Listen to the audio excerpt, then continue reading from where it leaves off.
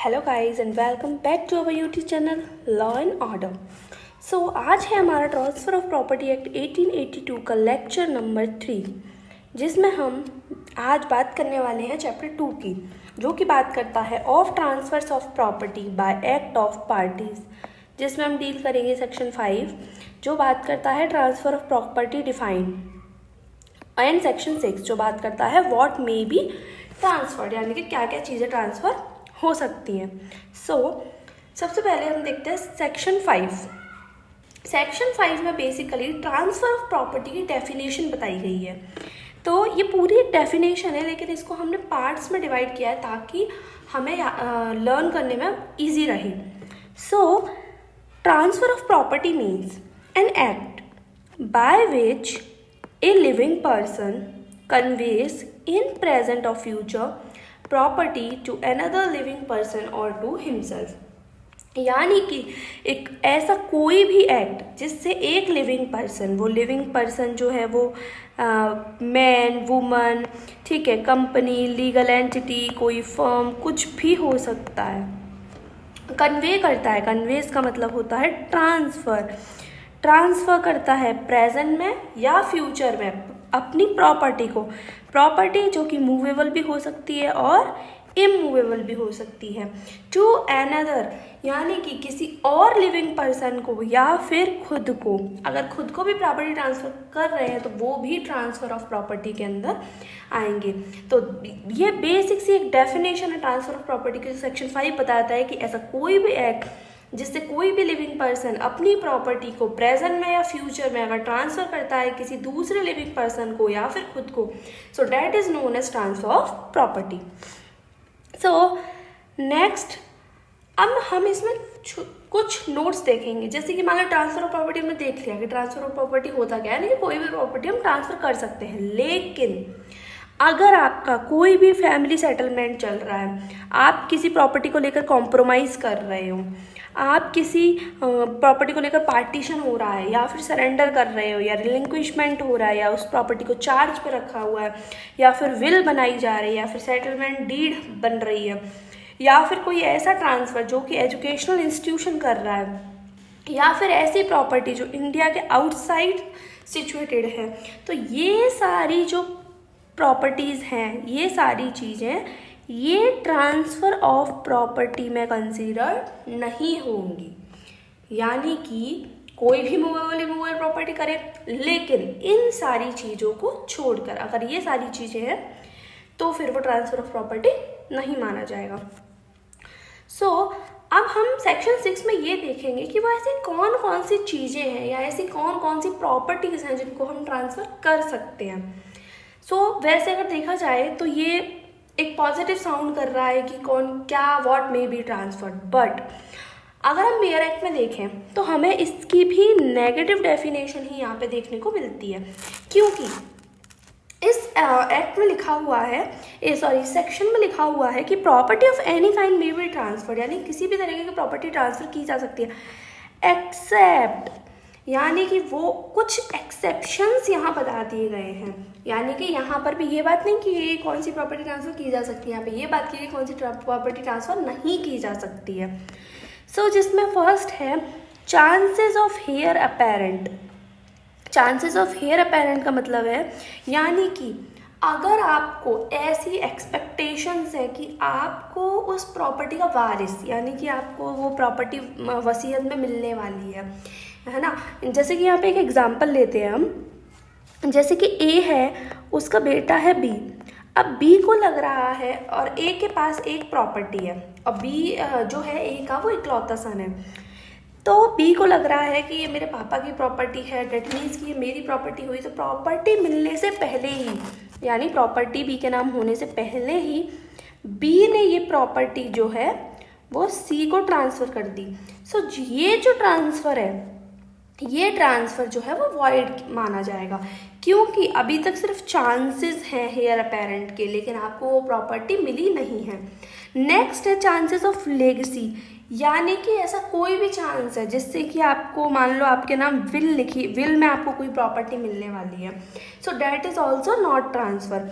Possibility of like nature, यानी कि ऐसी कोई सी भी पॉसिबिलिटी आपको लग रही है कि जिससे आपको, फॉर एग्जाम्पल लॉटरी में जीता हुआ पैसा, आपको लग रहा है कि फ्यूचर में मेरी जो है वो 1 करोड़ की लॉटरी लगने वाली है, ठीक है, तो आप अभी से किसी को बोल देते हो कि मेरी लॉटरी लगने वाली है और मैं जो है वो आगे इस लैंड को खरीदने वाला हूँ, तो मैं तुम्हें ये अभी बेच रहा हूँ, so that transfer is void. So this is section 6 clause A, जिसमें बात की गई है chances of heir apparent, chances of legacy and possibility of like nature की। नेक्स्ट है क्लॉज बी, जो कि बात करता है mere right of re entry, यानी कि री एंट्री का राइट।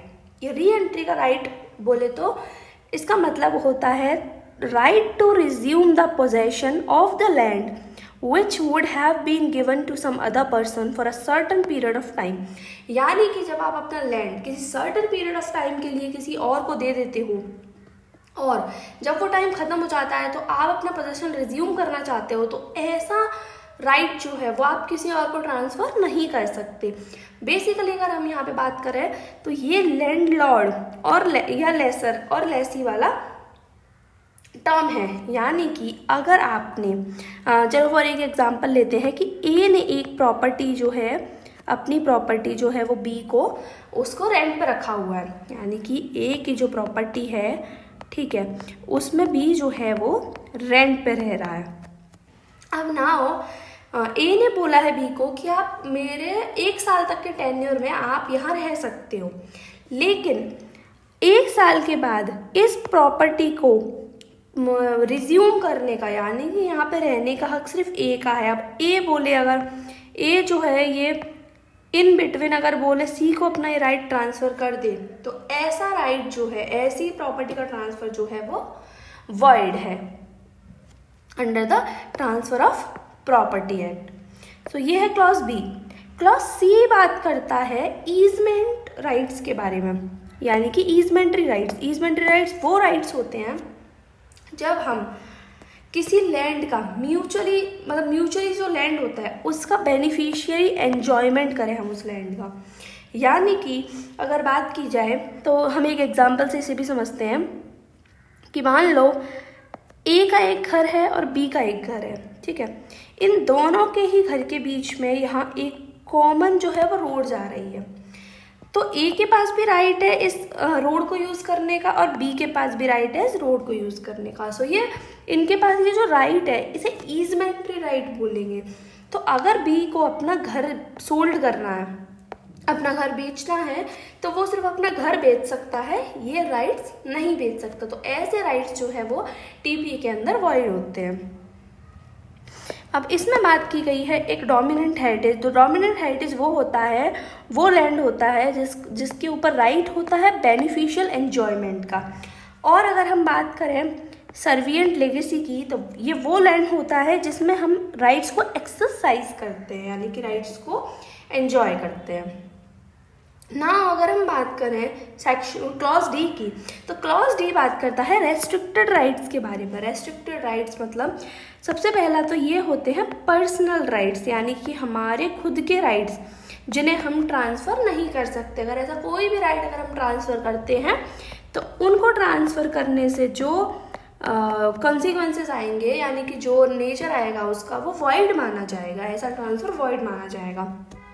जैसे कि कौन कौन सी चीज़ें अब नॉन ट्रांसफरेबल की उसमें आ जाती हैं, जैसे कि आप अपना सर्विस टेन्योर किसी को ट्रांसफ़र नहीं कर सकते।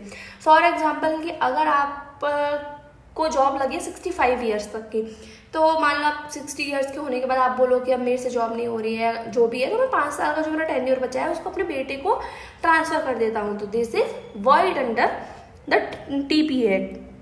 या फिर आपका रिलीजियस ऑफिसेज हो गया, या फिर राइट ऑफ प्री एग्जम्पशन हो गया, फिर ऐसा कोई भी मॉल्यूमेंट्स हो गए जो कि प्रीस्टली ऑफिस से जुड़े हुए हैं, तो ये सारे ट्रांसफर्स जो हैं वो वॉइड माने जाएंगे, यानी कि आप अपने पर्सनल राइट्स को ट्रांसफ़र नहीं कर सकते।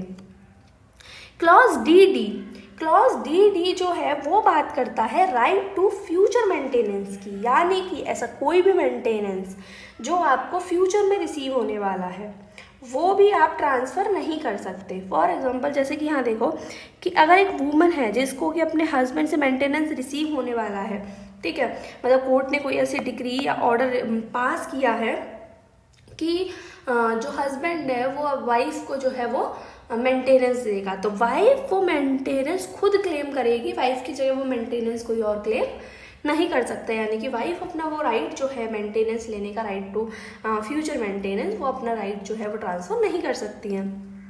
इसमें हम एक केस देखेंगे, तो केस है दुपतनाथ उपाध्याय वर्सेस रामचरित। तो इसमें क्या हुआ था कि जो प्रॉपर्टी थी वो मेंटेनेंस के लिए दी हुई थी, ठीक है। तो यहाँ पे कोर्ट ने बोला था कि ऐसी प्रॉपर्टी जो मेंटेनेंस के लिए दी गई है वो प्रॉपर्टी जो है ड्यूरिंग हर लाइफ टाइम, यानी कि वाइफ को मेंटेनेंस के लिए, वाइफ के लाइफ टाइम तक वो प्रॉपर्टी जो है आप ट्रांसफर नहीं कर सकते।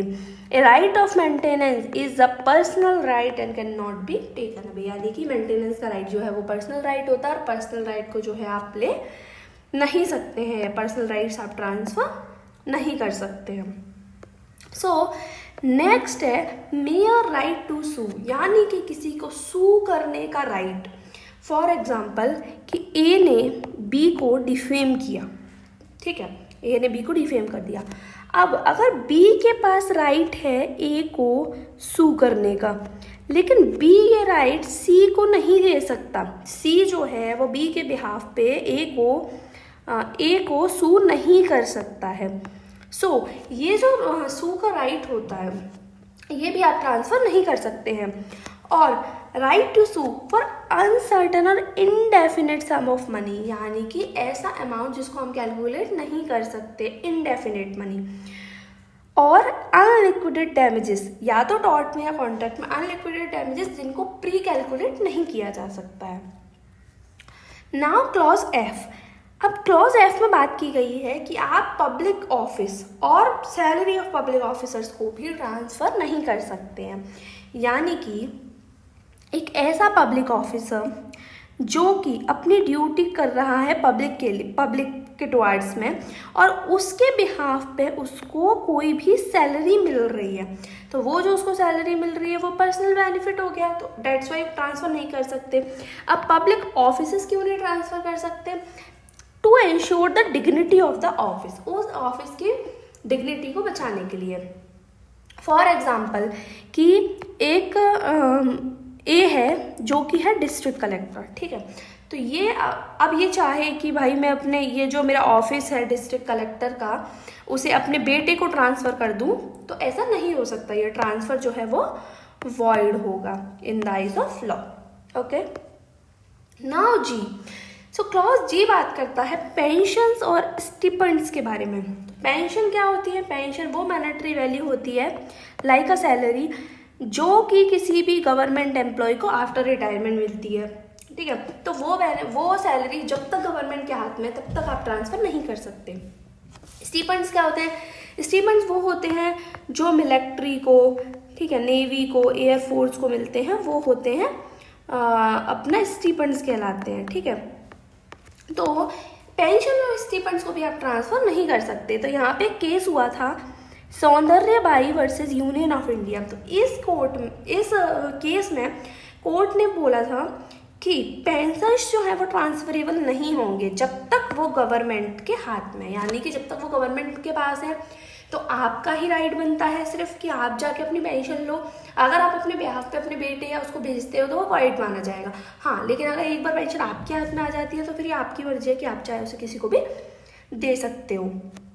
नेक्स्ट है transfer oppose to nature of interest, very very important, यानी कि ऐसा कोई भी ट्रांसफर जो कि नेचर ऑफ इंटरेस्ट के अपोज में हो, यानी कि इसमें फर्स्ट हम देखेंगे ये है transfer should not affect the nature of the interest of anyone, यानी कि ट्रांसफर जो है वो किसी के भी नेचर को अफेक्ट नहीं करना चाहिए।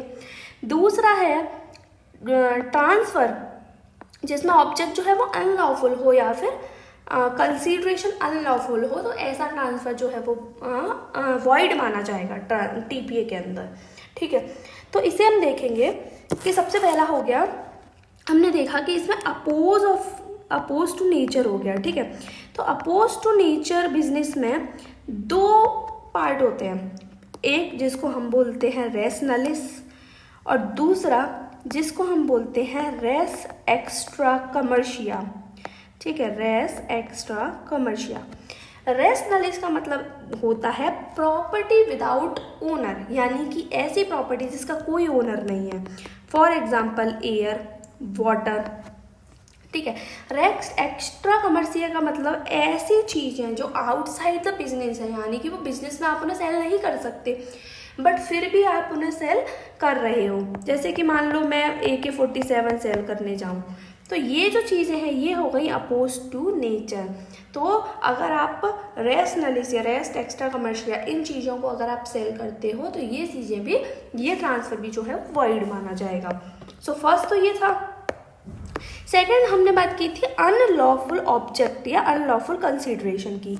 तो अनलॉफुल ऑब्जेक्ट के अंदर, ठीक है, अनलॉफुल ऑब्जेक्ट या कंसीडरेशन, सो इसमें section 23 of Indian contract act, ठीक है, उसके अंदर जितनी भी चीज़ें लॉ ने फॉरबिडन कर रखी हैं, ठीक है, वो सारे ट्रांसफर्स जो हैं वो वॉइड होंगे, ठीक है। इसके अलावा वो चीज़ें या वो ट्रांसफ़र जो कि अपोज करता है पब्लिक पॉलिसी को, ओके, तो ये सारी चीज़ें जो हैं वो वॉइड मानी जाएंगी अंडर TPA। तो ये आप जो है वो ट्रांसफ़र नहीं कर सकते। एंड इसमें एक और क्लॉज है जिसको हम ऐड कर सकते हैं, ऐसे persons which are disqualified by law, persons disqualified legally, यानी कि जो पर्सन्स जो लीगली डिस्क्वालीफाई हैं, ओके। जैसे कि इसमें सेक्शन 136 TPA का ही सेक्शन 136 इसकी बात करता है, जो कि हम आगे जाके डील करने वाले हैं, जो बात करता है कि जजेस या फिर कोई भी लीगल प्रैक्टिशनर को आप अगर कोई भी प्रॉपर्टी ट्रांसफ़र करते हैं तो वो प्रॉपर्टी जो है वो वाइड मानी जाएगी, ठीक है। ये क्यों किया गया है, इसका पर्पस क्या है? इसका पर्पस है to secure and maintain the impartiality of the judiciary, यानी कि जुडिशरी को सिक्योर और मेंटेन करना इम्पार्शियलिटी से, okay, impartiality of the judiciary. So ये हो गया clause H। Now last clause is I, that is untransferable right of occupancy, यानी कि इसको हम सेक्शन 108 के साथ पढ़ेंगे, जो कि बात करता है टेनेंट राइट्स के बारे में। तो 108 के साथ, तो इसमें क्या है कि वो ऐसा कोई भी राइट, यानी कि अगर आप टेनेंट हो, ऑब्वियस सी बात है, तो आप जो आपके पास जो ऑक्यूपेंसी का राइट है आप उसे किसी और को ट्रांसफ़र नहीं कर सकते हैं।